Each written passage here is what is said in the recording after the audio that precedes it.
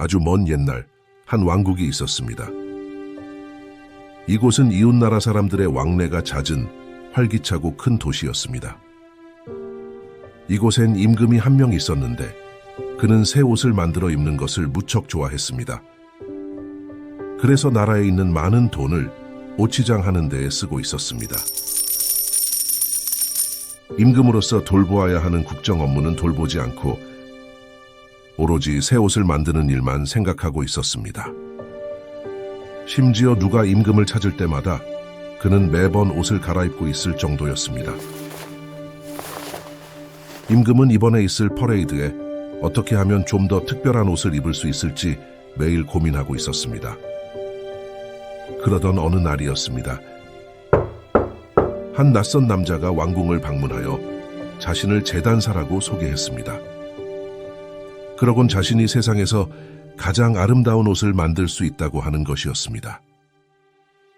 남자는 자신이 만든 옷에는 한 가지 특별한 점이 있다고 이야기했습니다.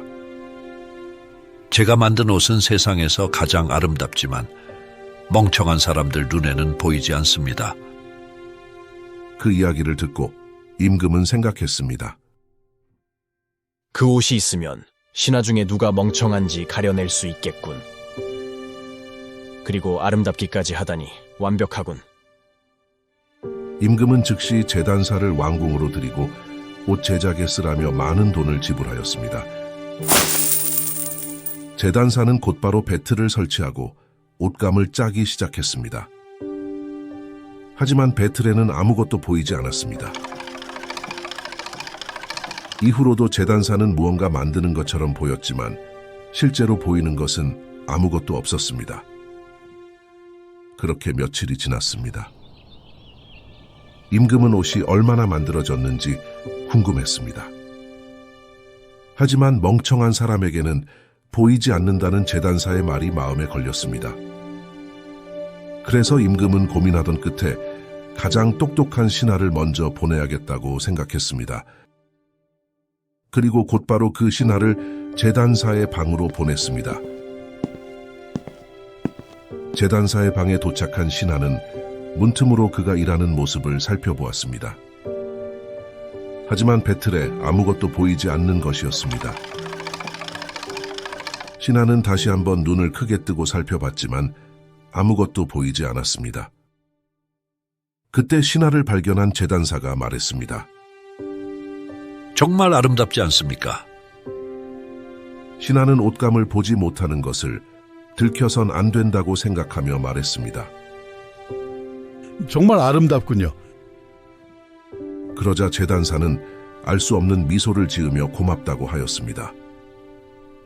그 길로 신하는 임금에게 돌아가 마치 옷을 보고 온 것처럼 옷에 대해 설명했습니다. 이야기를 들은 임금은 아무래도 직접 가서 확인해 보아야겠다고 생각했습니다. 그리고 재단사의 방으로 향했습니다. 방에 도착한 임금은 재단사가 일하고 있는 모습을 바라보았습니다. 하지만 임금의 눈엔 옷이 보이지 않았습니다. 그때 재단사가 말했습니다. 이 자태를 좀 보십시오. 정말 아름답지 않습니까?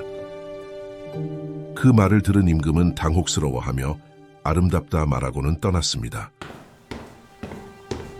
이윽고 임금의 퍼레이드 날이 되었습니다. 재단사의 특별한 옷에 대한 소문은 이미 백성들 사이에 퍼져 있었기 때문에 모두 임금이 등장하길 기다리고 있었습니다. 마침내 임금이 등장하였습니다. 그런데 이상하게도 백성들이 웅성거리는 것이었습니다. 그 순간 한 아이가 말했습니다. 임금님이 벌거벗었다. 그러자 웃음을 참고 있던 사람들도 웃기 시작했습니다. 그 순간 임금은 아이의 말이 옳을지도 모른다고 생각했습니다. 하지만 임금은 걸음을 멈출 수 없었습니다. 만약 여기서 걸음을 멈춘다면 자신의 어리석음을 인정하는 것이기 때문이었습니다. 임금은 더욱 당당하게 앞으로 걸어갔습니다. 그리고 그의 똑똑한 신하는 보이지도 않는 옷자락을 받치며 임금의 뒤를 따라갔습니다. 시청해주셔서 대단히 감사합니다.